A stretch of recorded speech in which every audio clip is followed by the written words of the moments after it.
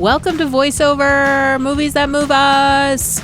I'm your host, Heather Bigley, and I talk to people about the movies that made a mark, that led to cinema epiphanies. Cinema epiphanies. You can make it one word, you guys. Cinema epiphanies.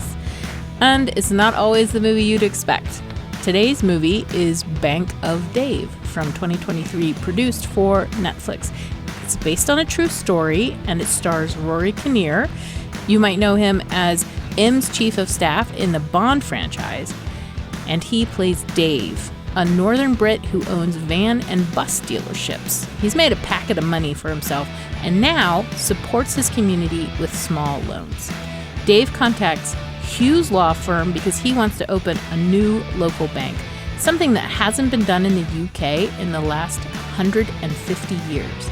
Hugh, played by Joel Fry of Yesterday and Game of Thrones, isn't convinced, but gamely joins the small-town crew to attempt what seems impossible. It's a classic David and Goliath story with plenty of karaoke. Our guest today is Meli Solomon, host of the Living Our Beliefs podcast and the researcher behind the Talking with God project. She's worked as a business manager, art dealer, and founder of Solomon Fine Art Gallery, language trainer, text editor, business coach, and now a public scholar. If you don't like spoilers, know that we're going to discuss the movie from start to finish.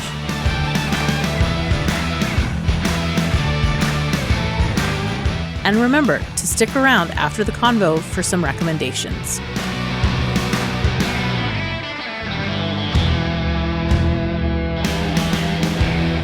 It feels kind of like a wrestling championship today. That's my mode. That's my persona.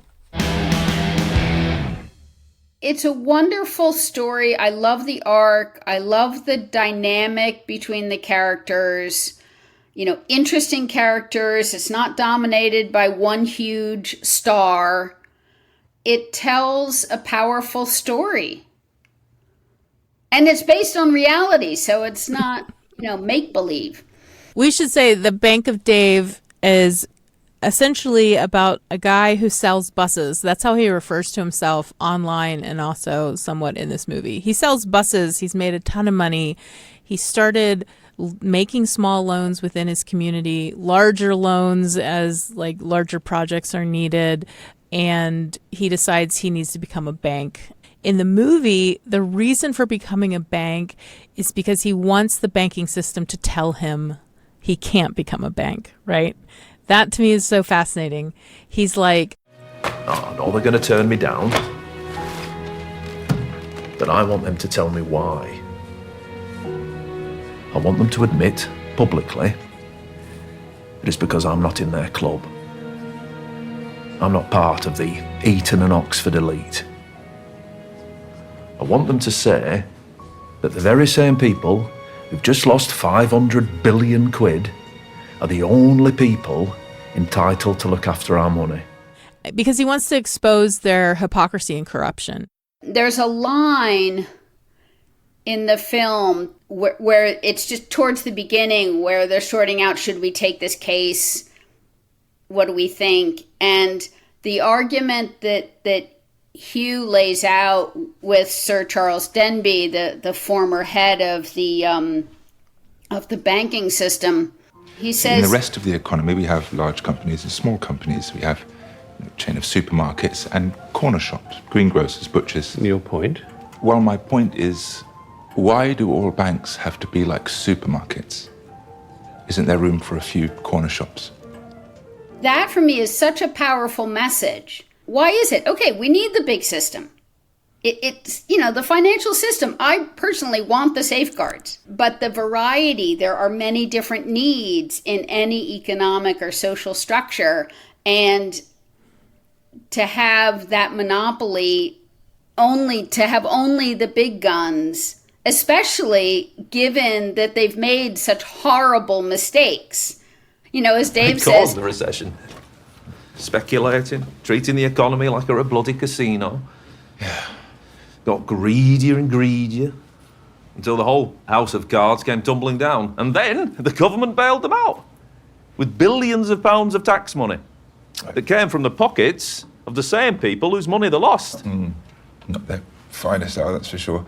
Bloody But we right. were- Yeah. That's not the worst of it. No. Then the top dogs decide to keep paying themselves millions in bonuses for losing money. I don't know. Bunch of tossers. That Jail. issue is really powerful to me, and I love films that are about both community, a challenge that a group overcomes, a kind of that teamwork aspect, and there's a business aspect that's always interesting to me. So it's that combination. Yeah. So we should say that Hugh is the lawyer, sort of cynical lawyer who takes on this case expecting to lose, but so is Dave. Dave is expecting to lose. Dave is expecting to be told, no, you can't start a bank. And you don't mind losing? Of course I bloody mind. It's a price I'm willing to pay to get them to admit the truth. Okay, yeah. Yeah, I'm in. And Hugh is like, well, if you want to give me your money to be your lawyer, we can go through. And he kind of thinks it's a whole charade. And it's that community aspect of Hugh being drawn into the community where he becomes a believer. And as you said, that's very important to this film. We should also mention the film is practically a musical because the heart of the community is the pub with the karaoke night. And so there's all these karaoke performances that Hugh is like eventually he's got to prove his worthiness by singing, and he sings REM, Losing My Religion. Right, first up, all the way from London, it's Hugh. Get yourself up there, you. Go on. That's you. You're up. I picked you an easy one, don't worry. You'll be fine. No. You know this one, you like this one. Sorry, no thank you. Come on, everybody, let's give them No, a thank you. So that to me was just charming. Yeah, and that first scene where he's bought into the fight, kind of despite himself, he's bought into the fight. And then Dave sets him up to do the karaoke, and he's like, no, not me. And he very reluctantly gets up there. And then I love it that Alexandra, so, you know, the romantic subplot, walks in and he says,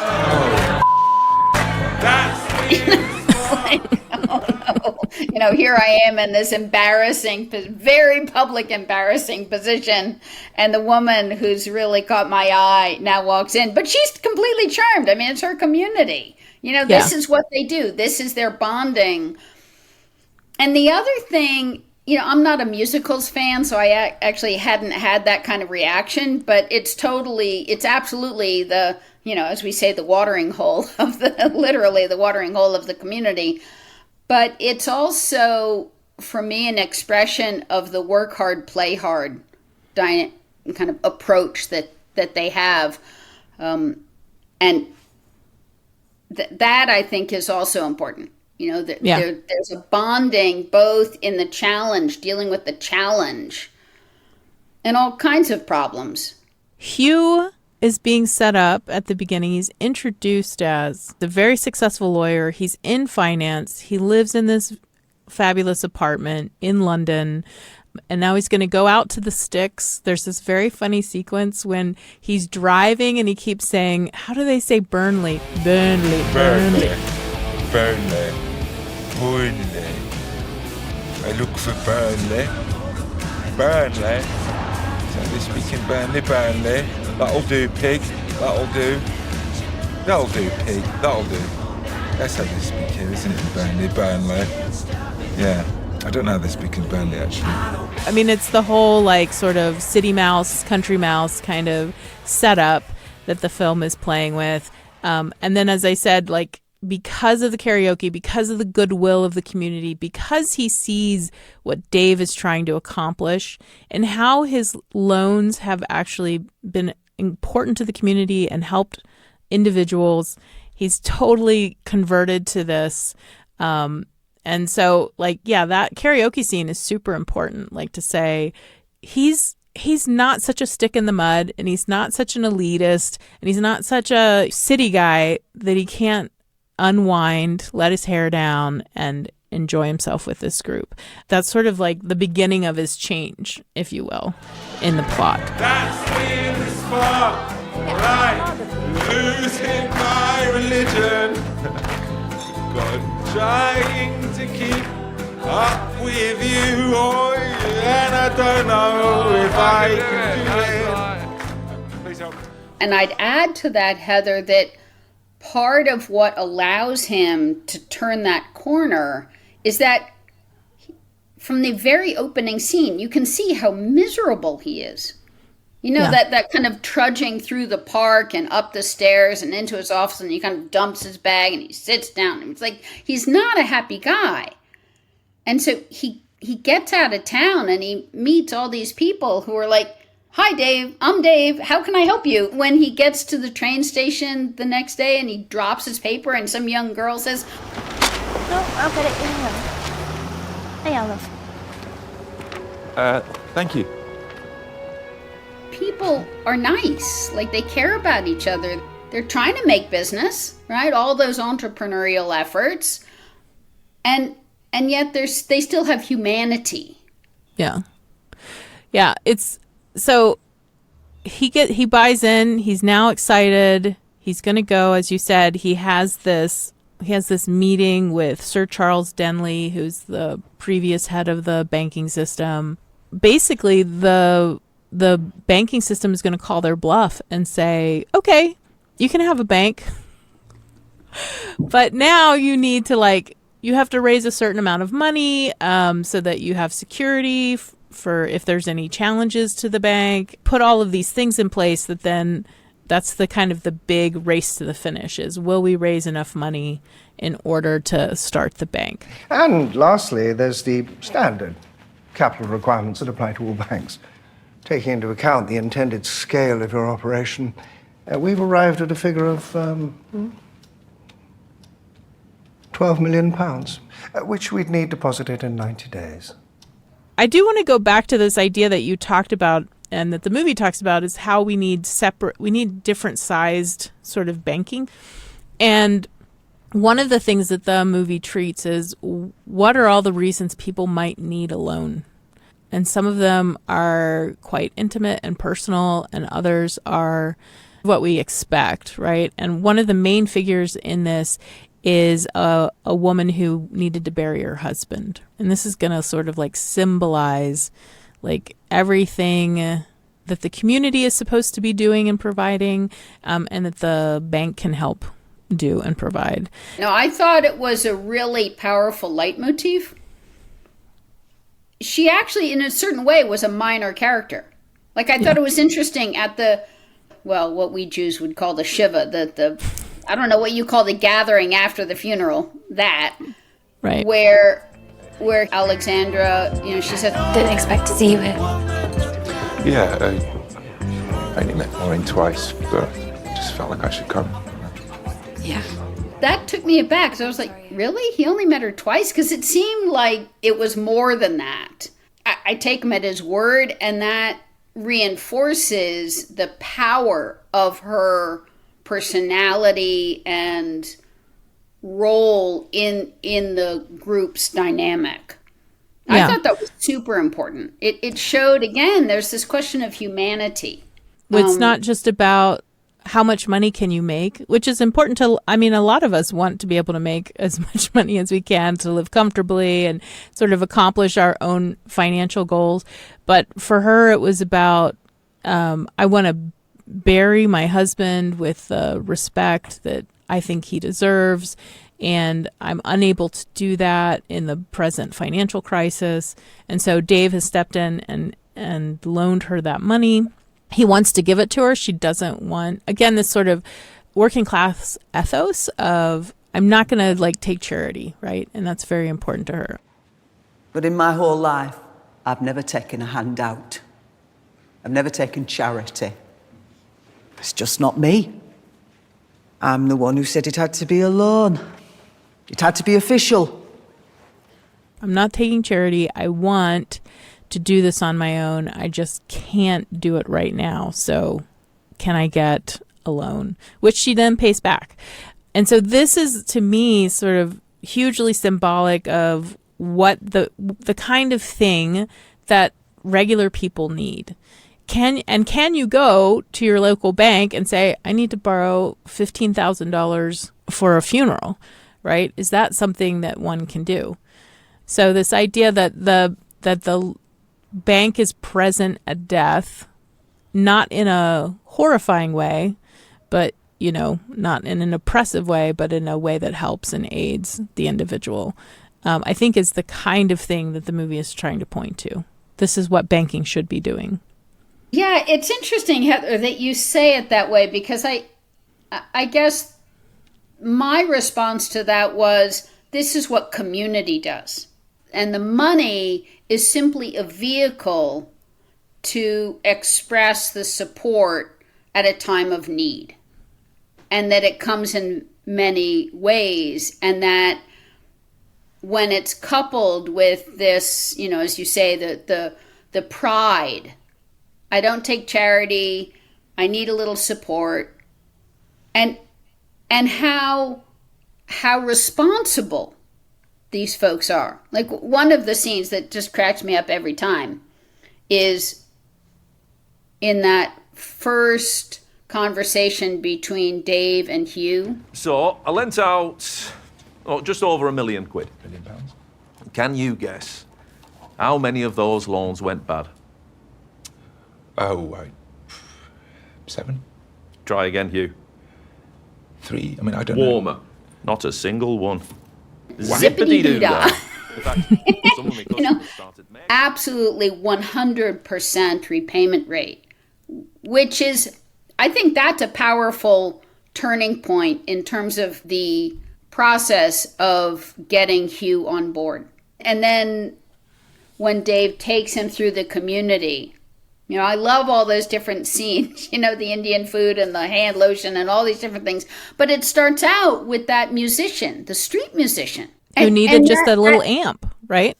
And that just very needed a little practical, thing. Right. And that very practical process of somebody stole his amp. He couldn't go to the bank because he doesn't have a stable address. Where was he going to get the money? He didn't need very much.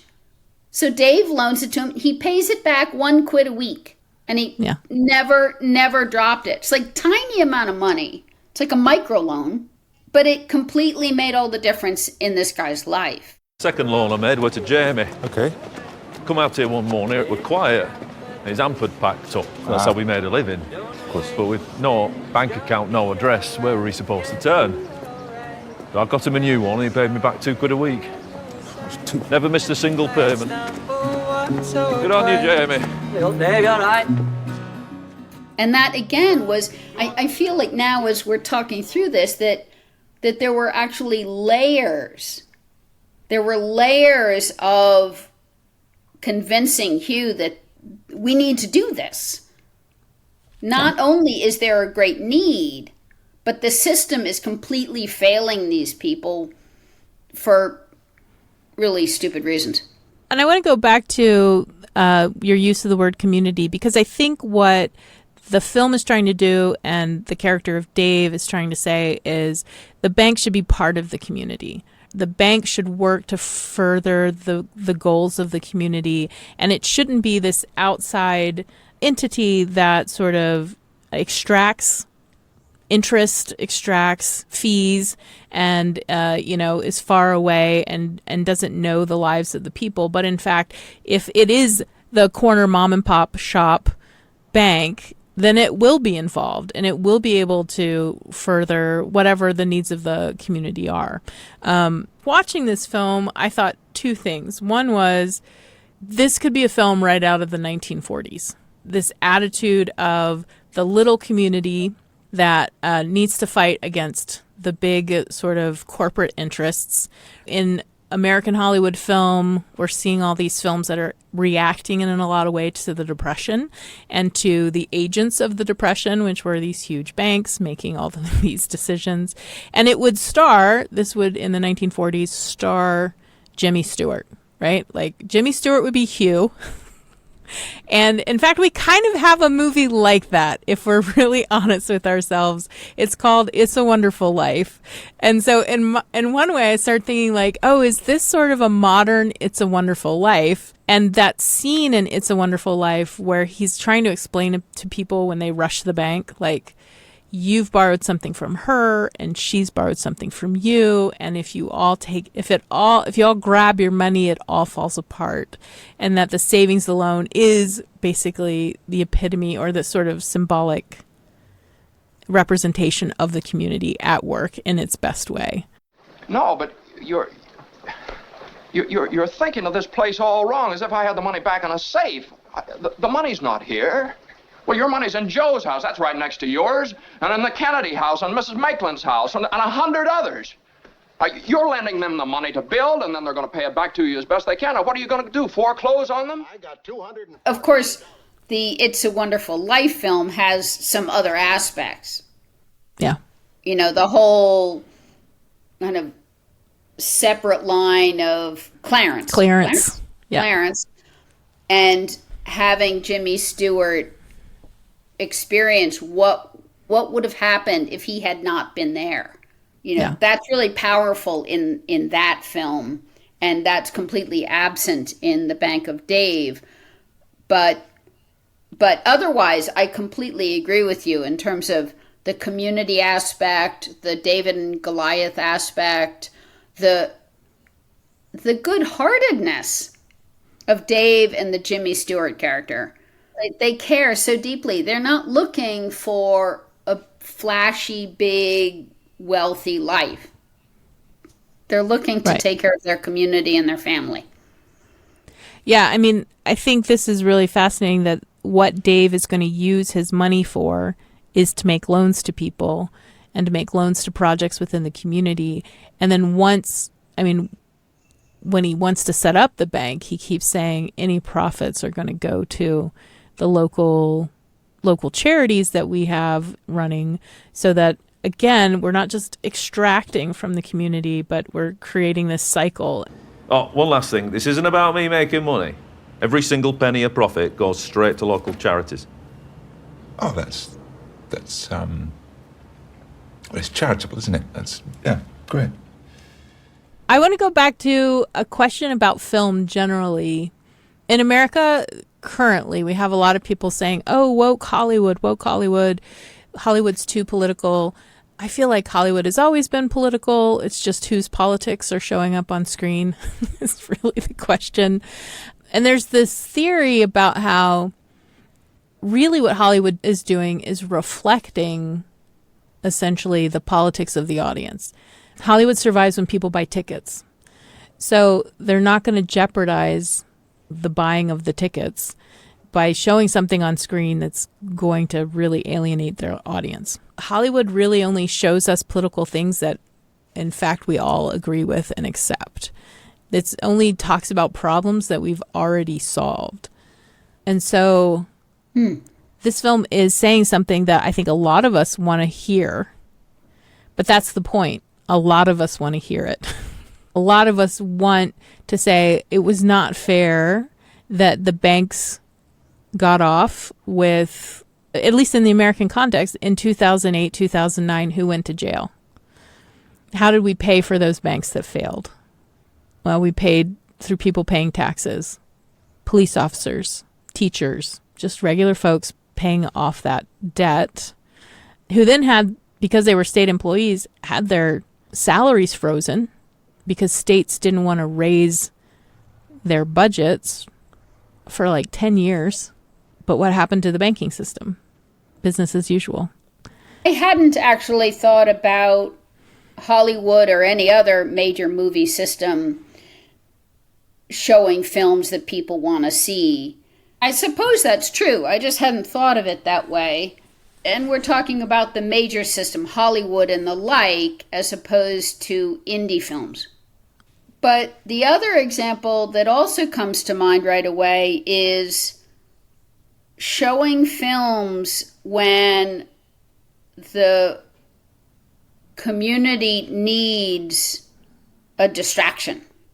So I think about the films that Hollywood was putting out during the Second World War and during the Depression. Those were the huge blockbuster, Fred Astaire, Ginger Rogers, and the like, gigantic casts, lots of costumes, very expensive films, but they were lovely films. They were fun. They were escapism, not in a bad way, but in a really lovely way. And they were specifically made because everybody was going through such a tough time and people needed something lovely to escape to. So there is that element. I don't know that people were clamoring for, people maybe were just so beaten down that they didn't even realize, oh my God, I really need, a fabulous dance scene, beautiful string orchestra to take me away. I think certainly when we look at those late 30s, early 40s films, we do get things like Mr. Smith Goes to Washington. Mr. Smith Goes to Washington is a good one to bring up in this case, because that's another David and Goliath, a guy, beating the system, not for his own wealth, right? Not for his financial benefit. He wants to start a camp for boys. And given today's politics, this is really this is great to see. It's good to be reminded that there are sometimes people who actually want to do good for other people, for their community. They have a heart and they're going to fight hard for the little guy. We could use more of that these days. I stand guilty as framed because Section 40 is graft. And I was ready to say so. I was ready to tell you that a certain man in my state, a Mr. James Taylor, wanted to put through this dam for his own profit. A man who controls a political machine and controls everything else worth controlling in my state. Yes, and a man even powerful enough to control congressmen. And I saw 3 of them in his room the day I went up to see him. Senator, yield. No, sir, I will not yield. What you're highlighting is also a U.S.-UK difference. Mm-hmm. Which I think we need to note here, right? The Bank of Dave is a British film with British issues. Yes, there are U.S. kind of parallels, but you've reminded me of, it's about a guy, again, British, a guy who's really poor and he can't collect. He goes, it's this whole Kafkaesque scene of he can't collect Social Security or welfare or whatever because, I don't know, he doesn't have a stable address or he doesn't, there's some bureaucratic stupidity and he's not seen as a person. Yeah. He's seen as a type, as a problem. It's a very powerful film, not uplifting. That's why I mentioned it. In contrast, it is just, things do get resolved in the end, but it shines a light unapologetically on this very serious social problem of when the social safety net is not a net, but is really just a tangle of bureaucracy and people get snagged up in it. I think in The Bank of Dave, in Mr. Smith Goes to Washington, in the British film that I can't remember the name of, in all of these examples, there is an element of the little guy trying to deal with the system or being beaten down by the system, the system, and being outgunned in a very big kind of way. Well, and I think this is one of the reasons people loved Aaron Brockovich, is because we actually see the little guy going up against the big guy and saying, you caused the cancer and sickness of entire community and now you need to pay. And they actually do pay. I think Aaron Brockovich does end with an acknowledgement that nothing really happened to the company. They were making money hand over fist, and they handed one of those fistfuls to the community. But there is this sense of oh my gosh, someone's being held accountable. Thank you.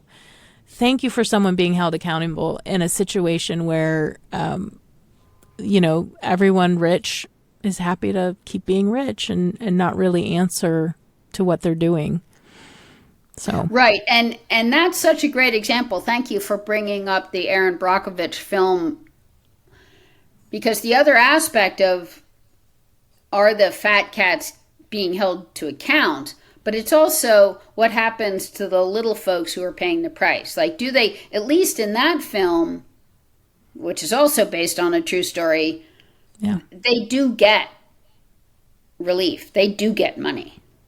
Yeah. I don't know how closely the film tracks to the real story. That I don't know, but at least in the film, they do get a bunch of money. Okay, so it's a drop in the bucket for the corporation, but to these folks, it's a huge amount of money. Right. And it's essentially going to their health care, right? Yeah. Because so many of them had cancer. Or children were born with birth defects, or so many issues. Yeah. Yeah. Well, that's not quite the cheery note to end on, but I think a bit of a cheery note to end on is that in The Bank of Dave, like with the Aaron Brockovich film, there is good at the end. Yeah. There is help for the people who need it, even if the fat cats do not pay a price or are not harmed in a way that they actually feel it, like that has any impact.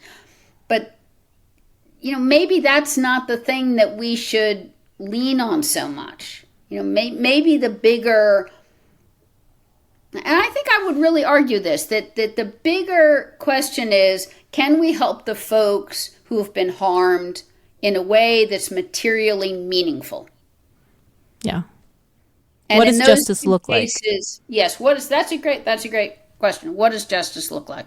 And can we, and what can we do so that people in the future are not continued to be harmed by the same actions? Right. Right. And that's where we get back to this question of systems. That's where system and legal and financial structures need to be thoughtfully constructed and upheld.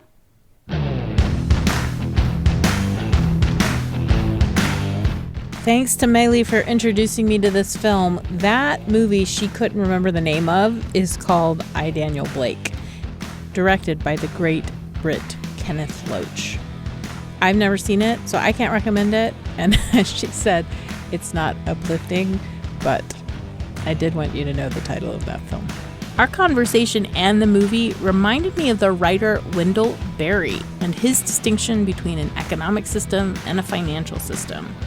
In an economic system, we all come to the market with goods to exchange to make our lives and our pocketbooks a little richer. You bring bread, I bring quilts, someone else brings their labor or their skill in woodworking.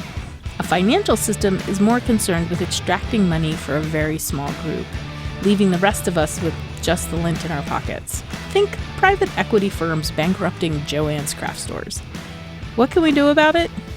Demand our political leaders stand up to the money men, which sadly has maybe a 50-50 chance of leading to change.